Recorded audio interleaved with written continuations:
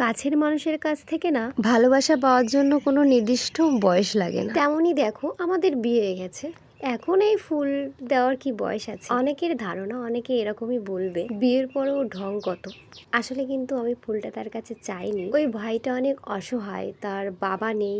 এসে না কেমন করছিল, বলছিল দাদা একটা ফুল কেনো না, একটা ফুল কেনো না। সকাল থেকে একটাও বেচা কেনা হয়নি, আর আমাদেরও অত সামর্থ্য নেই যে তাকে সাহায্য করা। তাই আমার হাজবেন্ড একটা ফুল কিনে দিয়েছিল ওর থেকে। তো যাই হোক, অত কথা বলে লাভ নেই। তো তারপর চলে আসলাম ক্লিনিকে। এখানে ডক্টর দেখানোর পরে চলে আসলাম খেতে। প্রচুর পরিমাণে খিদে পেয়ে গেছিল, কেননা সেই সকালে কটা খেয়ে গেছি আর বেজে গেছিল 4টে। আর আমার না অনেক দিন থেকে বিরিয়ানি খেতে ইচ্ছা হচ্ছিল।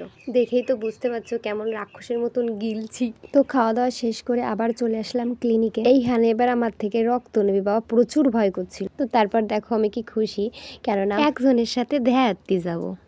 তো দেখো আমরা এখন যাচ্ছি নিউ মার্কেটের দিকে। তো চলো এরপরে আমরা কি করি তো নেক্সট ভিডিওয় শেয়ার করবো। তো টাটা।